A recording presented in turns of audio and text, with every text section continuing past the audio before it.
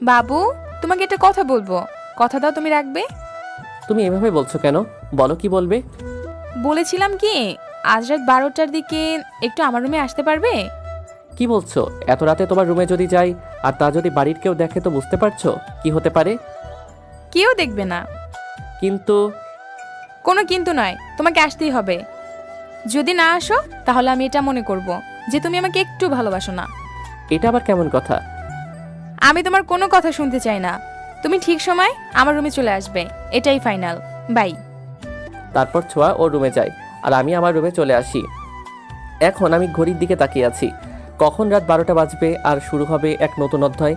আজ ছোঁয়াকে আমার মনের কথা বলে দেব আর শুরু করব এক নতুন অধ্যায়। কিন্তু এই নতুন অধ্যায় যে আমার জীবন পুরো বদলে দিবে তা আমার জানা ছিল না।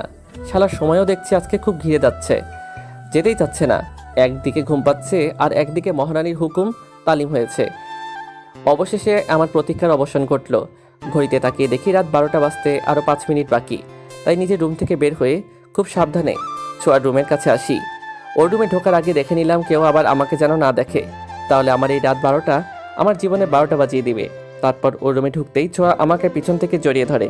প্রথমে একটু ভয় পেলেও পরে নিজেকে সামনে নিয়ে বলি, কি করছো? কেউ এভাবে দেখলে আমাদের দুজনের খুব সমস্যা হবে। কেউ দেখতে পারবে না, আমি দরজা লাগিয়ে দিয়েছি। ঠিক আছে, এবার বলো কি জন্যে আমাকে এখানে রেখেছো? তাড়াতাড়ি বলো, আমার খুব ঘুম পাচ্ছে। তা বলবো, কিন্তু আগে তোমার চোখ বন্ধ করো। চোখ আবার কি জন্য বন্ধ করব? বন্ধ করতে বলছি, আগে চোখ বন্ধ করো। তারপরে আমি চোখ বন্ধ করি। 1 মিনিট পর চোখ খুলতে বলল। আমি চোখ খুলে যেন আকাশ থেকে পড়লাম। এটা আমি কি দেখছি? নিজেকে সামনে নিয়ে বললাম, এসব কি? তুমি আমার সামনে এসব পড়ে আছো কেন? কেন, তোমার ভালো লাগে নাই? আমি তো আজকে তোমাকে তোমার জন্মদিনে সব থেকে আলাদা দুটো উপহার দিব। একটা এখন দিব আর একটা কাল সকালে দিব, যা তুমি চাইলেও কোনোদিন ভুলতে পারবে না। তুমি যে কি বলো না, কিছুই বুঝতে পারি না। বুঝতে পারছো না? ঠিক আছে, বুঝাচ্ছি। এই বলে ছোঁয়া আমাকে বিছানায় ধাক্কা দিয়ে ফেলে দেয়। আর বাকিটা ইতিহাস। ছোঁয়া, তুমি সত্যি বলেছিলে, এটা ছিল আমার জীবনের সবচেয়ে বড় উপহার, যা আমার জীবন পুরো পাল্টে দিয়েছে। তোমার দ্বিতীয় উপহার। পরের দিন সকালে যখন ঘুম ভাঙলো তখন আমি দেখি বাড়ির সবাই আমার দিকে চোখ লাল করে তাকিয়ে আছে, আর ছোঁয়া শুধু কেঁদেই যাচ্ছে। ওর দিকে তাকিয়ে আমি যেন আকাশ থেকে পড়লাম, কারণ ওর শরীরে অমানসিক অত্যাচারের দাগ লেগে আছে। কিন্তু আমার যতদূর মনে আছে, আমি যখন ওর সাথে রাতে ছিলাম ও তো সম্পূর্ণ ঠিক ছিল। তাহলে আমি ছোঁয়াকে কিছু বলতে যাব, তখনই আব্বু বলে উঠল, ছোঁয়ার সাথে এসব তুই কি করেছিস? আমি আবার কি করেছি ওর সাথে? আর ছোঁয়া, তোমার এই অবস্থা কি করে হলো? উত্তরে ছোঁয়া যা বলল তাতে আমি আকাশ থেকে পড়লাম। আমার এই অবস্থা কি মানে আপনি আমাকে বলছেন? রাতে খুব ভালো মানুষের মতো আমাকে ঘুম থেকে তুললেন, কি যেন একটা কথা বলবেন বলে, কিন্তু তারপর আপনি সারা রাত আমাকে জোর করে ছিঁড়ে ছিঁড়ে খেয়েছেন। আমি যাতে কারোর সাথে সাহায্য না নিতে পারি সেজন্য আমার মুখটা পর্যন্ত বন্ধ করে দিলেন, আর এখন সাধু সাজছেন। ছোঁয়া, তুমি এসব কি বলছো? তুমি আমাকে... ছি, তুই এতটা খারাপ হয়েছিস? তুই কিভাবে এই ফুলের মতো মেয়েটার সাথে এসব করতে পারলি? আব্বু, আমি মানছি যে ওর আর আমার মধ্যে কিছু হয়েছে, তবে সেটা আমি করতে চাই নাই। ছোঁয়াই তো আমাকে... দেখছিস আপা, তোর এই চরিত্রহীন ছেলে আমার মেয়ের সাথে এসব করে এখন আমার মেয়ের নামে বাজে কথা বলছে। তুই একটু চুপ কর, আমি তো আছি। চুপ করে থেকে কি হবে? আমার মেয়েটার সাথে যা হয়েছে তা কি ঠিক হয়ে যাবে? এখন কোনো ভালো পরিবারে আমি আমার মেয়েকে বিয়ে দিতে পারবো না, বা ওকে কেউ বিয়ে করবে না। তোর মেয়ের বিয়ে হবে, আর তা আজকেই। সানি যখন দোষ করেছে, এখন সোয়াকে বিয়ে করতে হবে আর আজীবন ওর সাথে সংসার করবে। তোমরা আমাকে ওর সাথে বিয়ে দিয়ে দাও, কিন্তু আমি ওর সাথে এক ছাদের নিচে থাকতে পারবো না, কারণ ও শুধু আমার জীবন নয়, আরো অনেক মেয়ের জীবন নষ্ট করেছে। এরকম ছেলের সাথে আমি এক বাড়িতে থাকতে পারবো না। এসব তুমি কি বলছো ছোঁয়া? আমি সত্যি কথা বলছি, আর আমি এর প্রমাণ দিতে পারবো। এই দেখেন এই ছবিগুলো। আমি ছবিগুলো দেখে যেন বোবা হয়ে গেলাম, কি বলবো বুঝতেই পারছি না। এগুলো কি? এতগুলো মেয়ের জীবন তুই নষ্ট করেছিস? তুমি বিশ্বাস করো আব্বু, আমি ছবির এই মেয়েগুলোকে চিনি না, আমাকে ফাঁসানো হচ্ছে।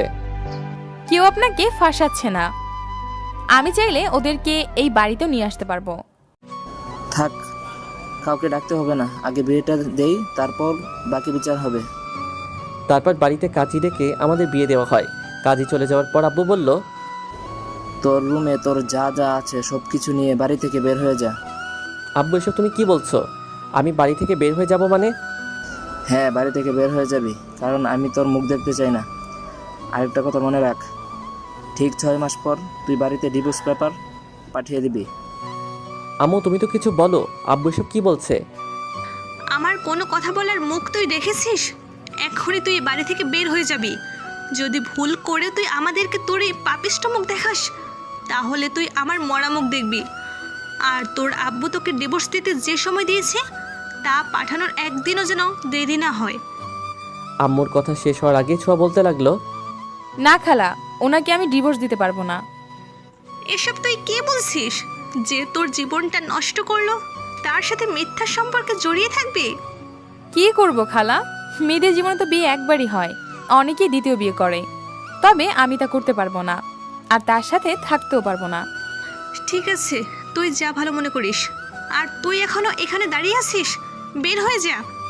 ঠিক আছে চলে যাচ্ছি, তবে যাওয়ার আগে আমি একবার ছোঁয়ার সাথে আলাদাভাবে একটু কথা বলতে চাই। ঠিক আছে, আপনি আমার সাথে আসুন। তারপর ওর রুমে গিয়ে আমি বললাম, ছোঁয়া তুমি আমার সাথে এটা কি করলে? আমি এমন কি করেছিলাম যার কারণে আমাকে আমার পরিবার থেকে আলাদা করলে? আমার চরিত্রে মিথ্যা দাগ লাগিয়ে দিলে কেন? এই ভালোবাসা ছিল তোমার? আমি জানতাম তুই এই কথাগুলো আমাকে বলবি, তাই সব কিছু গুছিয়ে রেখেছি।